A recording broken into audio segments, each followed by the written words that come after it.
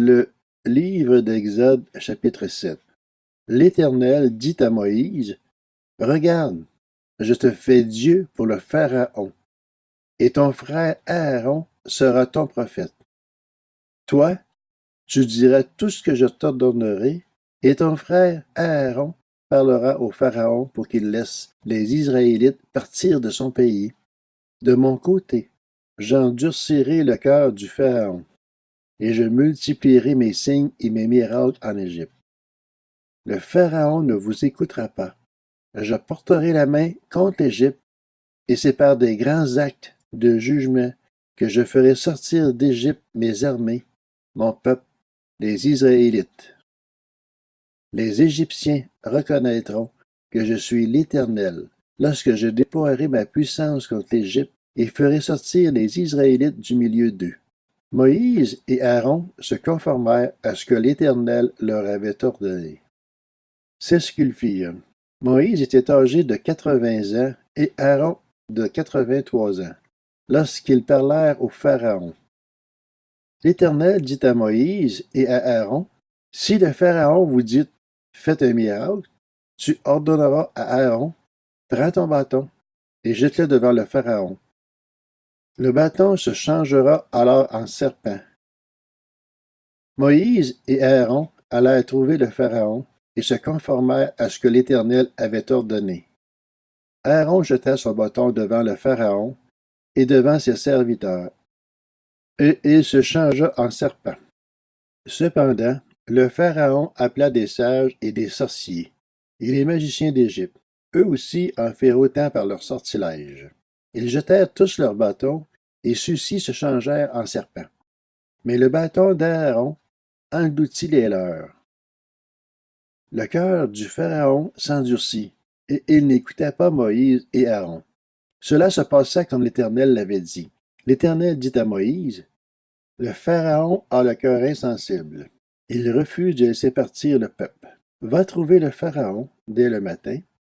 Il sortira pour aller près de l'eau, et tu te présenteras devant lui au bord du fleuve. Tu prendras à la main le bâton qui a été changé en serpent.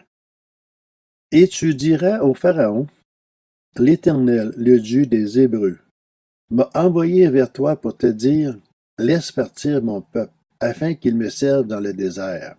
Et jusqu'à présent, tu n'as pas écouté. Voici ce que dit l'Éternel. Cette fois, tu reconnaîtras que je suis l'Éternel. Je vais frapper l'eau du Nil avec le bâton qui est dans ma main et elle sera changée en sang.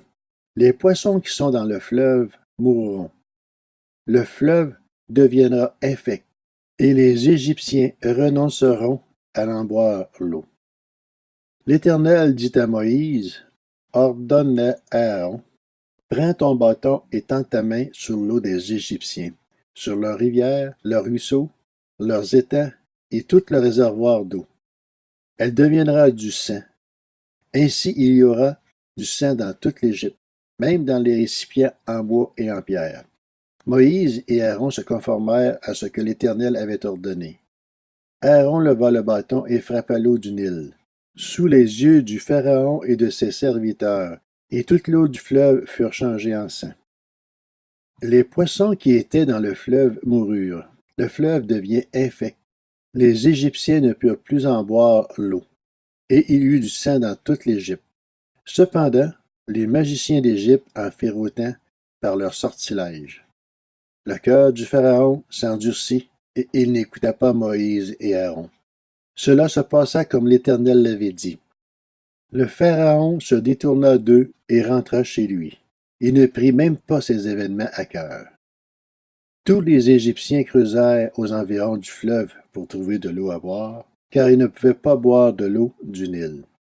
7 jours passèrent après que l'Éternel eut frappé le Nil. L'Éternel dit à Moïse, va trouver le Pharaon et tu lui annonceras, voici ce que dit l'Éternel, laisse partir mon peuple afin qu'il me serve.